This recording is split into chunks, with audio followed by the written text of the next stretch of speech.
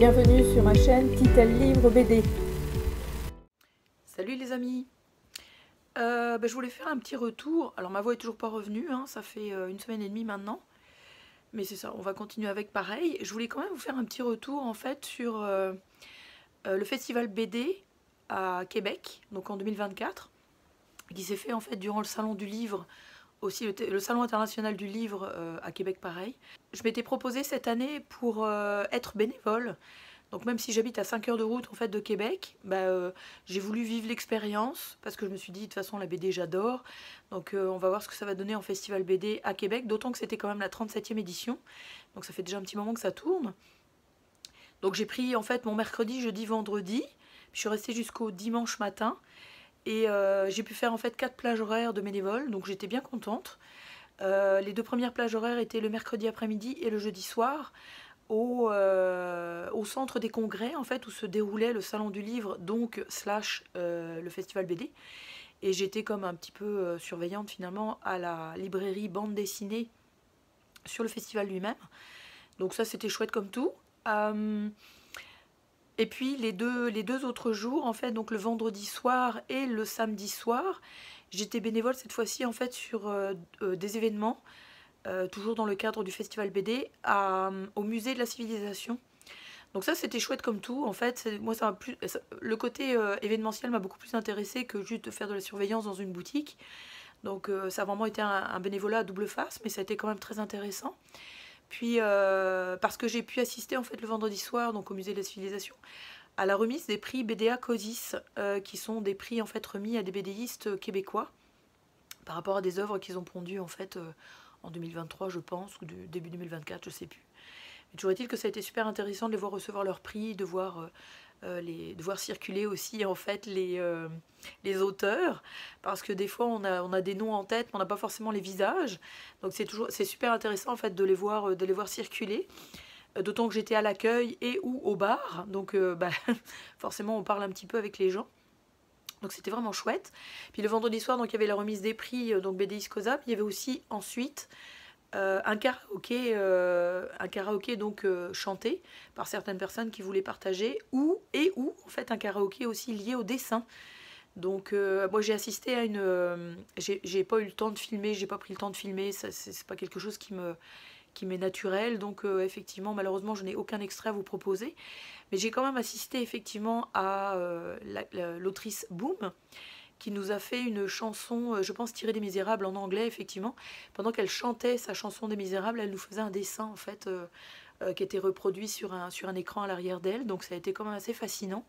C'était une belle performance d'artiste, puis on a vu d'autres artistes aussi faire ça, donc c'est pas forcément seul, mais des fois des gens qui dessinaient, puis des auteurs en fait qui chantaient par-dessus, donc c'était assez sympathique, vraiment chouette comme tout, une ambiance vraiment très chouette, très familiale en fait, très de proximité, vraiment très chouette comme tout.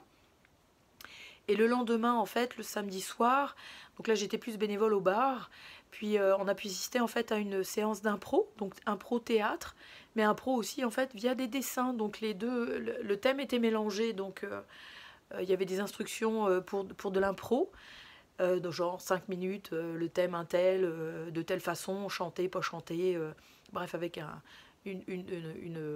critère assez précis. Et il y avait effectivement des BDistes en fait, qui dessinaient en même temps que des gens faisaient de l'impro sur scène. Donc c'était vraiment, encore une fois, vraiment une activité très chouette. Ce que je voulais dire en fait de mon expérience effectivement de bénévole sur le festival, c'est que quand on est bénévole, on voit pas grand chose. Donc je suis retournée avec l'ami qui m'a hébergée pendant ces quelques jours. Le samedi, donc bain de foule, d'où effectivement je pense que je suis revenue avec la maladie, donc, parce que en Gaspésie, on chope rien en fait, il y a trop de grands espaces et trop de grand air pour choper quelque chose, bref. Toujours est-il que, donc j'y suis retournée le samedi, donc bain de foule, puis j'ai pu acheter en fait quelques bandes dessinées, j'étais en fait extrêmement contente, parce qu'en tant que bénévole on a des rabais aussi effectivement dans les achats de bandes dessinées, donc ça c'était chouette. Dans la boutique bande dessinée sur le festival, donc au centre des congrès, il n'y avait pas tant de BD que ça, puis c'était souvent effectivement des BD de BDistes québécois, ce qui est super intéressant vraiment. Moi ça m'a fait découvrir quelques auteurs que je n'ai pas acheté encore, mais qui m'ont donné envie en fait quelque part.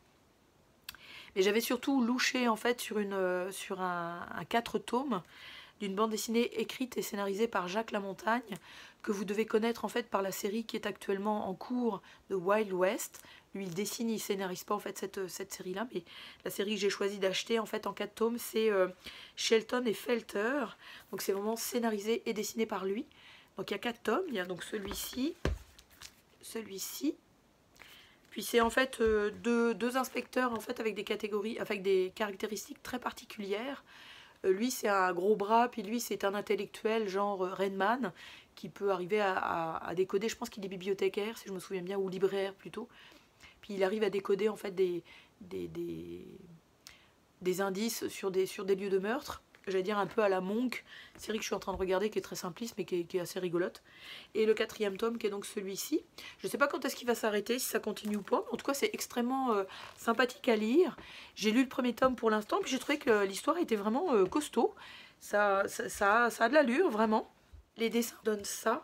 La montagne, moi j'adore son dessin. Je le trouve riche, détaillé. Les couleurs sont assez chouettes. Il a une façon de dessiner les chats aussi que j'aime beaucoup, c'est un détail mais quand même. Donc un des héros c'est celui-ci. Je ne vais pas trop développer. Ouais. Et le petit monsieur en fait avec le chat dans les bras, c'est aussi un des deux antagonistes. Donc c'est le fun. En plus je trouve que l'atmosphère effectivement est intéressante parce que je pense que ça se passe à Londres, si je me souviens bien. Oh, c'est ça, c'est un libraire. Donc Shelton, ancien boxeur devenu journaliste, et Felter, petit libraire hypochondriaque, s'associent afin de faire la lumière sur une série de meurtres insolites. Donc je trouvais ça cool d'acheter cette bande dessinée-là.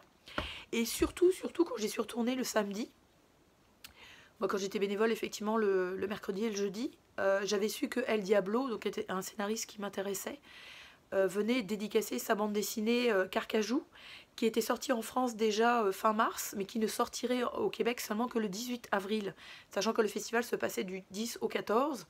Bah, quand j'ai vu son nom en fait inscrit sur le programme, je me suis dit waouh, génial. Et j'ai su en fait que malheureusement il y avait de forts risques que le BDiste ne puisse pas signer sa bande dessinée parce que la BD n'était pas encore arrivée physiquement au Québec. Donc je me suis dit, oh merde, c'est une bande dessinée que j'aurais voulu avoir, y compris avec les dédicaces de l'auteur qui étaient prévues sur trois horaires différents, si je me souviens bien, durant le festival. Puis le samedi, quand je me suis pointée, je discutais avec quelqu'un, puis du coin de l'œil, j'ai vu, wouh, Carcajou, yeah. J'ai acheté la BD et l'auteur dédicaçait en fait la BD en fait sur le stand de la librairie sur la librairie du festival BD. Je suis un petit peu confuse. Ça doit être la maladie, je sais pas là, mais en tout cas. Mais j'espère que vous me suivez bien dans toutes mes explications qui peuvent être un petit peu youhou, un peu à côté de la plaque. Mais toujours est-il que on parle de Carcajou, donc qui est édité par Sarbacane, donc scénarisé par El Diablo et dessiné par Gillian de Roche. Donc cette BD là, qui parle de Alberta, Canada, 1895, par moins 21 degrés Celsius. Jay Foxton règne en despote sur la petite ville de Sinergulch, dont il détient la plupart des terrains et commerces. À quelques miles de là, sur une colline dominant la ville, vit un ermite farouche, Gus Carcajou, qui en exploite un minima les réserves d'or pour acheter sa gnôle. Mais le terrain regorge d'un autre type d'or, noir celui-là, et Foxton est prêt à tout pour s'emparer de l'énorme magot qui lui échappe encore. C'est le fun. J'adore les dessins effectivement de la personne dont j'ai déjà oublié le nom, Gillian de Roche, pardonnez-moi, parce que c'est assez particulier mais chouette comme tout. Et la dédicace que j'ai eue en fait est donc du scénariste, donc ça donne ça, voilà, donc ça c'est le fun. Je ne l'ai pas lu encore, mais j'espère la lire bientôt, d'autant qu'effectivement c'est une BD qui ne débarquait au Québec que le 18 avril, donc je l'ai eu avant tout le monde et toc, j'étais bien contente. Pour les BD Iscosa, en fait, j'en ai que 2 malheureusement dans ma bibliothèque, mais j'en avais un déjà que j'aurais dû emmener parce que les auteurs l'ont dédicacé, toujours encore une fois sur le festival BD. Mais c'est donc Agent Double, donc ça c'est chez Paquet et c'est Voro et Lapierre. Voro étant, ils sont tous les deux dessinateurs scénaristes en fait, ils ont écrit à 2 mains une BD qui est assez géniale parce qu'elle étant 2 façons de faire. Donc comme vous voyez, il y a d'un côté la personne, je dirais, raisonnable, et l'autre côté, en fait, le côté, je sais plus dans quel sens ça marche d'ailleurs, il faudrait que je la relise, mais la santé mentale qui parle. Donc c'est super intéressant parce que c'est deux dessins complètement différents et on voit effectivement l'évolution du personnage. Donc moi je vous la conseillerais si vous voulez découvrir effectivement d'abord deux auteurs qui ont leur talent effectivement l'un et l'autre et qui ont une façon de parler de la maladie mentale qui est vraiment intéressante. Puis la deuxième BD que j'ai achetée, qui lui a gagné, je vais vérifier sur mon truc, qui lui a gagné en fait, qui a gagné quand même le Grand Prix BD, donc le Grand Prix Québec BD, je vais y arriver. C'est les éditions Popo, en fait, qui ont vraiment le don d'éditer des auteurs qui sont vraiment intéressants. Et là, on parle de Axel Lenoir, Passage secret, Trompe-l'œil. Donc c'est un petit format, comme vous voyez. Bah, petit format, il y a quand même de la page, mais c'est quand même un petit format qui est pas dur, qui est plutôt cartonné. Puis là, on parle en fait de... Donc, ravagé par la disparition de son jumeau cosmique, Axel, E2LE, tente de faire face à la crise existentielle qu'elle traverse en retraçant les étapes fondamentales de son parcours. Elle commence par un moment clé, son arrivée à l'école primaire. Si la jeune Axel a l'impression de patauger dans un monde absurde, ses deux frères, l'un possédé, l'autre tyrannique, au secours, et ses parents, possiblement extraterrestres, intéressant, ne semblent pas partager son point de vue. Tentant comme elle le peut de naviguer à travers tout ça, la petite se retrouve toujours au même endroit, à l'orée de l'épaisse forêt qui borde sa maison. Un petit extrait un petit peu particulier. Je pense que ça va être intéressant.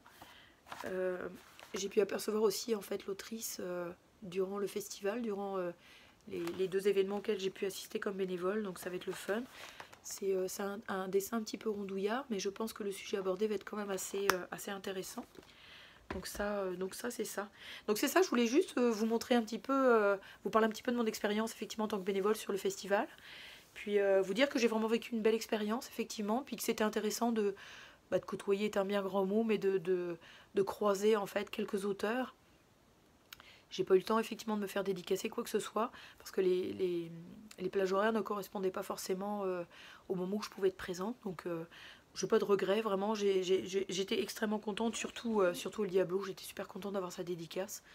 Bon, c'est un petit bonheur à chaque fois de pouvoir discuter avec eux.